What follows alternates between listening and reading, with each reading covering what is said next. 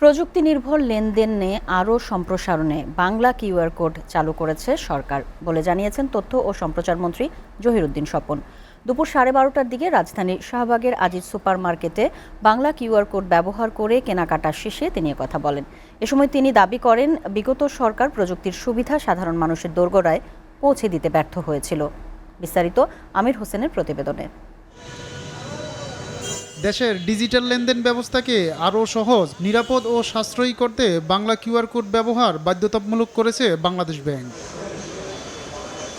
এরই অংশ হিসেবে ডিজিটাল পেমেন্ট ব্যবস্থাকে উৎসাহিত করতে রাজধানীর শাহবাগ আজিজ সুপারমার্কেটে বাংলা কিউআর কোড দিয়ে কেনাকাটা করেন তথ্য ও সম্প্রচার প্রতিমন্ত্রী জহিরুদ্দিন স্বপন।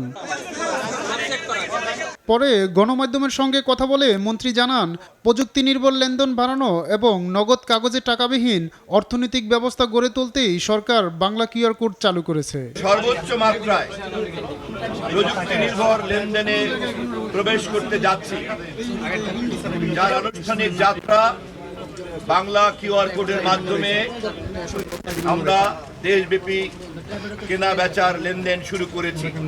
নতুন এই ব্যবস্থায় ক্রেতা ও বিক্রেতা উভয়ই পাচ্ছেন বাড়তি সুবিধা। লেনদেন হচ্ছে দ্রুত ও নিরাপদভাবে। কমেছে খুচরা টাকা ও জাল টাকা নোটের ঝামেলা। শুধু স্মার্টফোন নয়, ফিচার ফোন ব্যবহার করেও এই সেবার আওতায় লেনদেন করা সম্ভব।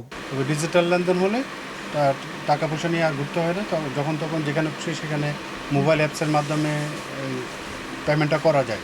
বাংলা কিউআর এটা সারা বাংলাদেশ ব্যাপী বিস্তৃত হবে এবং আমরা গত 1 জুলাই থেকে এটা উদ্বোধন হয়েছে। কিউআর কোডের মূল উদ্দেশ্য হচ্ছে সবাইকে ডিজিটাল লেনদেনের আওতায় নিয়ে আসা।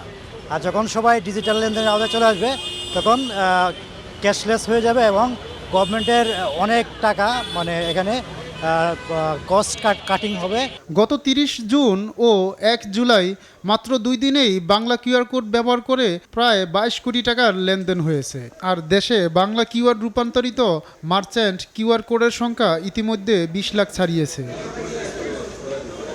আমির হোসাইন, SA TV, ঢাকা।